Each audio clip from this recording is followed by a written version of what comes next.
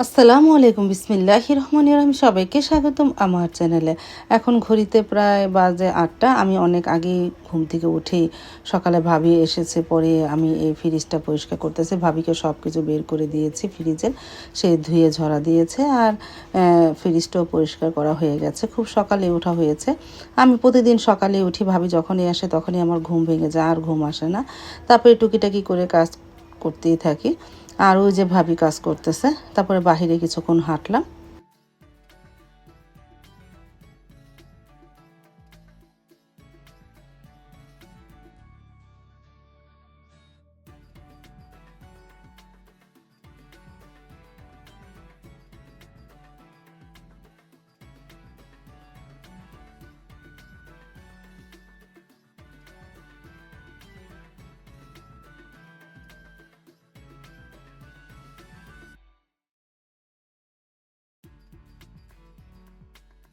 সকালে ফ্রিজ পরিষ্কার করে ঘরটর ঝাড়ু দিয়ে মুছে তারপরে তো আর কোনো ভিডিও করিনি। তারপরে প্রায় ৩টা বাজে রান্নাঘরে চলে আসলাম। গতকালকের পুঁই শাক ছিল, আমি ভাপ দিয়ে রেখেছিলাম। আজকে বাগার দিয়ে চিংড়ি মাছ ভুনা করব। এই যে এই চুলায় এখন চিংড়ি মাছটা ভুনা, মানে পুঁই শাকটা আগে বাগার দিই, পরে চিংড়ি মাছটা ভুনা করি। পুঁই শাকের মধ্যে গতকালকে পেঁয়াজ দিই না, কাঁচামরিচও দিই না, শুধু লবণ দিয়ে সিদ্ধ করেছি। এখন তেলের মধ্যে শুকনো মরিচ, পেঁয়াজ, কাঁচামরিচ একটু ভেজে নিয়েছি। এখন পুঁই শাকটা দিয়ে দিলাম, পুঁই শাক ভাজি করলাম।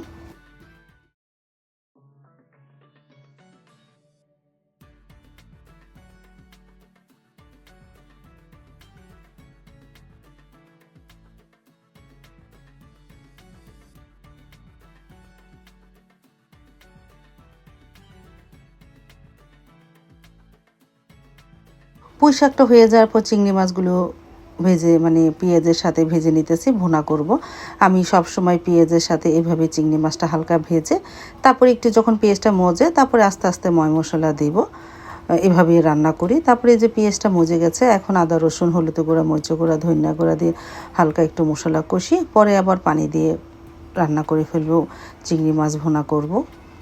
আর এই চুলায় পেঁয়াজটা ভেজে নিতেছি। মুরগির কলিজা গিলা কল্লা ছিল, মনে করলাম একটু খিচুড়ি রান্না করি, আমার একটু খিচুড়ি খেতে মন চাইতেছে। তারপরে সেই মুরগি কলিজাগুলো আগে ভুনা করি, পরে রান্না করবো না। তারপরে এখানে এই যে চিংড়ি মাছটা হয়ে গেছে আর পেঁয়াজটাও ভাজা হলো। এখন আদা রসুন দিলাম, হলুদ গুঁড়া মরিচ গুঁড়া ধনিয়া গুঁড়া দিয়ে মশলাটাকে একটু কষিয়ে নিই। একটু ঝাল ঝাল করে এই খিচুড়িটা রান্না করব আজকে।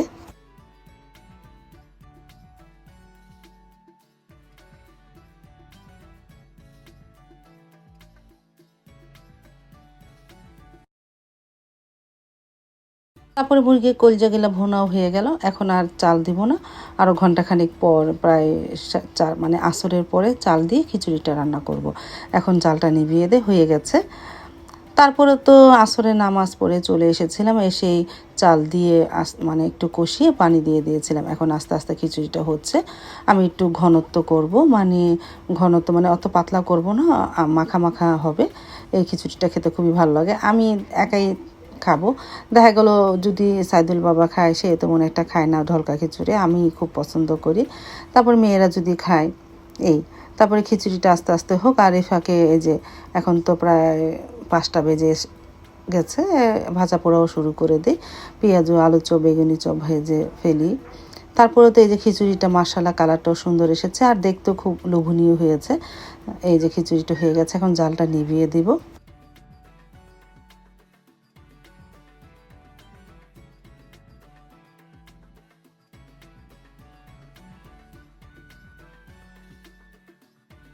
তারপরে তো আস্তে আস্তে ভাজা পোড়াগুলিও করে ফেললাম। আলুর চপ পেঁয়াজও ভাজা হয়ে, মানে আলুর চপ আর বেগুনি ভাজা হয়েছে, এখন পেঁয়াজগুলো ভেজে নিতেছি। আর ফল কেটে নিব, ফলের মধ্যে বাঙ্গি কাটবো, আর কিছু কাটবো না। শরবতটা গোলানো হচ্ছে, সাইদুল বাবা তরমুজ আনতেছে, দেখি আজকের তরমুজটা কেমন। আর খিচুড়ি তো হয়েছে। তারপরে তো ইফতারিটা নিয়ে চলে আসলাম ড্রয়িং রুমে, সাইদুলের বাবাও চলে এসেছে, আমরা সবাই একসাথে বসে ইফতারি করে নিব।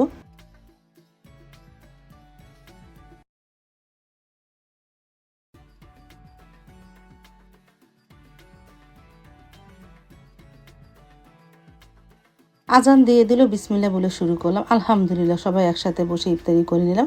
আমি তো শরবত খাই না, এখন সাদা পানি খাই আর একটা খেজুর খাই, তারপরে অন্যান্য খাবার খাই।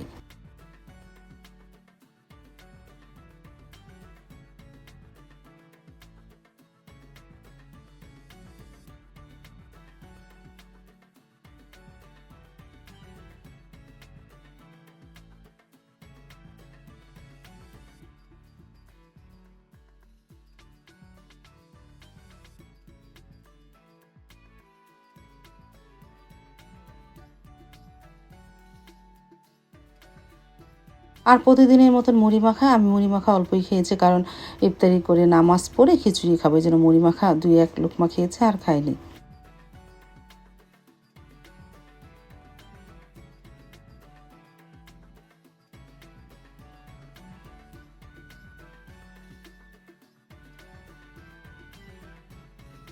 তারপরে তো মাগরিবের নামাজ শেষ করে খেতেও বসে পড়লাম খিচুড়ি। সাইদুল বাবাকে বললাম তুমি একটু খাও, সে বলতেছে না আমি এসে খাবো নে।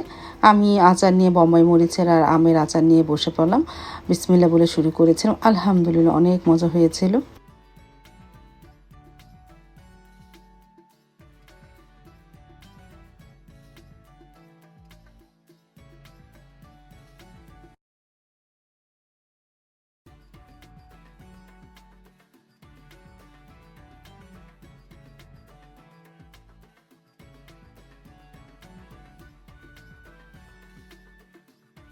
আজ তাহলে এই পর্যন্ত, দেখা হবে আগামীকালকে নতুন আরেকটা ব্লগ নিয়ে। আল্লাহ হাফেজ, আসসালামু আলাইকুম।